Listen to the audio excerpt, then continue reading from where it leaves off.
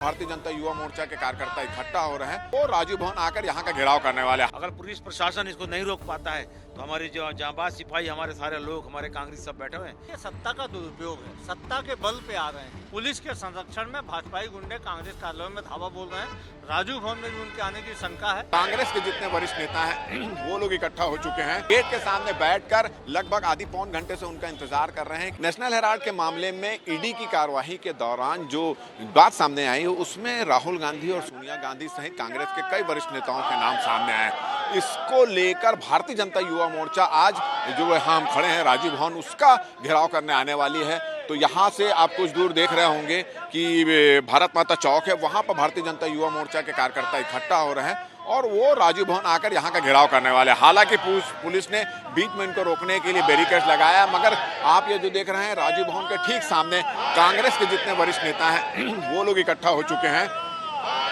और गेट के सामने बैठकर लगभग आधी पौन घंटे से उनका इंतजार कर रहे हैं कि वो आएंगे तो जिस तरह से उनका व्यवहार होगा उसका वो जवाब देंगे। तो आप देख रहे हैं कि लगातार भारतीय जनता पार्टी और इस मामले में जो कार्रवाई कर रही है ईडी, उसके खिलाफ लगातार नारेबाजी कर रहे हैं। तो कांग्रेस के बड़े नेता है प्रभारी महामंत्री मलकित सिंह गेंदू, संचार प्रमुख सुशील आनंद शुक्ला, नेता प्रतिपक्ष नगर निगम के हैं आकाश तिवारी से, तमाम जितने बड़े नेता हैं वो यहाँ पर बैठे हुए हैं और इंतजार कर रहे हैं और लगातार नारेबाजी भी कर रहे हैं। ऐसी स्थिति में अगर भारतीय जनता युवा मोर्चा के कार्यकर्ता यहाँ पहुंचते हैं तो निश्चित रूप से वाद विवाद और हंगामे की स्थिति यहाँ पर निर्मित हो सकती है, मगर इनको रोकने के लिए सामने में बैरिकेड्स बनाया गया है। हम इनसे बातचीत करते हैं और जानते हैं आप लोग यहाँ पर इकट्ठा हुए हैं, नारेबाजी कर रहे हैं, इंतजार कर रहे हैं क्या किसी का?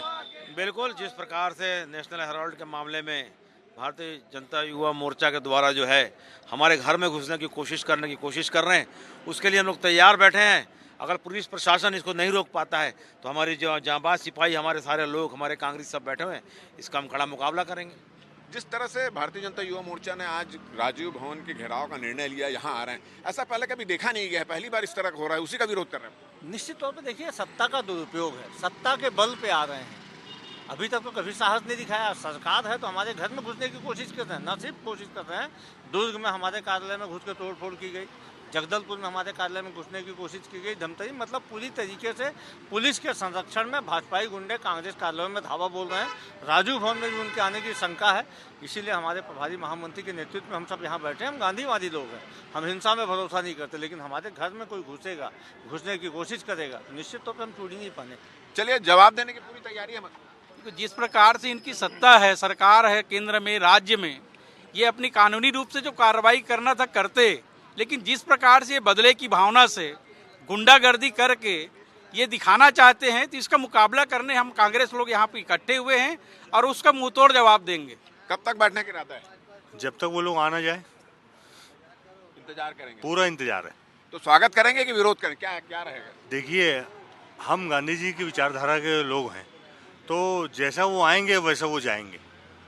तो चलिए, इस तरह की तैयारी इनकी ये है कि अगर उनका विरोध करने के हिसाब से आएंगे या कोई हंगामा करते हैं तो उनका जवाब भी उसी तरह से दिया जाएगा। अगर शांतिपूर्ण ढंग से आते हैं तो उसके दिया। अगर कुल मिलाकर यही है कि जैसा उनका व्यवहार रहेगा वैसा व्यवहार वो करेंगे, मगर जिस तरह की तैयारी इनकी यहाँ पर लग रही है उससे ऐसा लगता है कि अगर यहाँ आकर कोई घेराव की स्थिति निर्मित होती है या भवन के अंदर घुसने की कोशिश करते हैं तो हंगामा यहाँ पर निश्चित रूप से हो सकता है। हमारा ये वीडियो, हमारी ये बातचीत अगर आपको अच्छी लगे तो ज़्यादा से ज़्यादा इसको शेयर करें, सब्सक्राइब करें, अपने हमको सुझाव देना ना भूलें और मुझे और मेरे कैमरामैन दीपक को दे इजाज़त। नमस्कार।